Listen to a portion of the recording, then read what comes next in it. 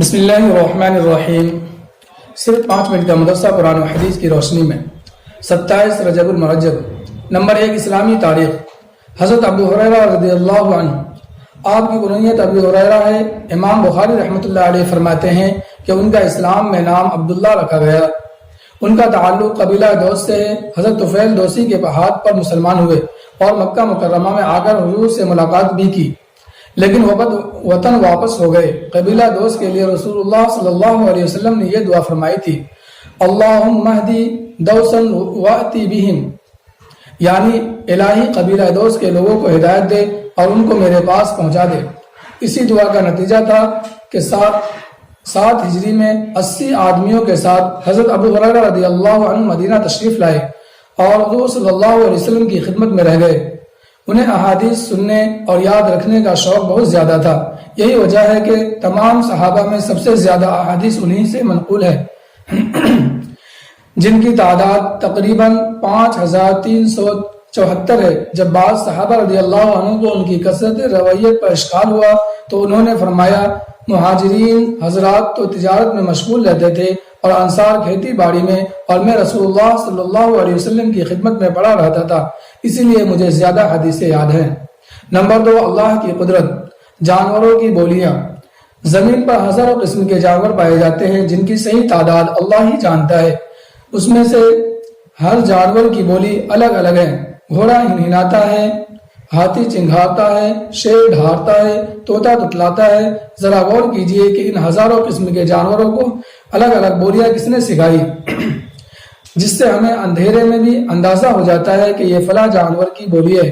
یقیناً یہ اللہ ہی ہے جس نے اپنی قدرت کاملہ سے رنگ برنگ کے جانوروں کو مختلف قسم کی بولیاں سکھائی۔ نمبر 3، ایک فرض کے بارے میں۔ مانگی ہوئی چیز کا لوٹانا۔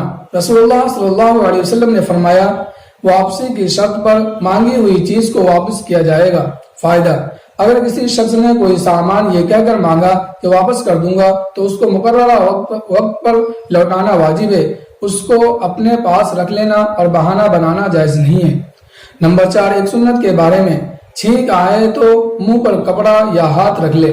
رسول اللہ صلی اللہ علیہ وسلم کو جب چھینک آتی تو آواز کو آہستہ کرتے اور چہرہ مبارک کو کپڑے سے یا ہاتھ سے ڈھانک لیتے۔ نمبر 5، ایک اہم عمل کی فضیلت۔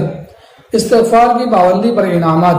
رسول اللہ صلی اللہ علیہ وسلم نے فرمایا، جو شخص استغفار کا اہتمام کرے گا تو اللہ تعالی اس کے لیے ہر تنگی سے نکلنے کا راستہ بنا دے گا اور ہر غم سے خلاصی و چھٹکارا دے گا اور ایسی جگہ سے رزق عطا فرمائے گا جہاں سے گمان بھی نہ ہوگا۔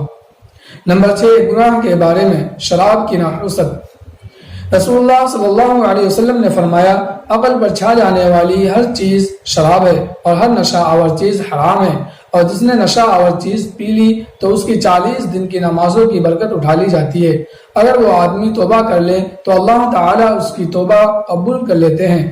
اگر وہ 4تھی مرتبہ پیتا ہے تو اللہ تعالیٰ کو حق ہے کہ وہ اس کو جہنمیوں کا خون اور پیپ پلائے۔ نمبر 7، دنیا کے بارے میں۔ دنیا کی حرص و لالچ۔ رسول اللہ صلی اللہ علیہ وسلم نے فرمایا، قیامت قریب آ چکی ہے اور لوگ دنیا کی حرص و لالچ میں بڑھتے ہی جا رہے ہیں اور اللہ تعالیٰ سے دور ہوتے جا رہے ہیں۔ نمبر 8، آخرت کے بارے میں۔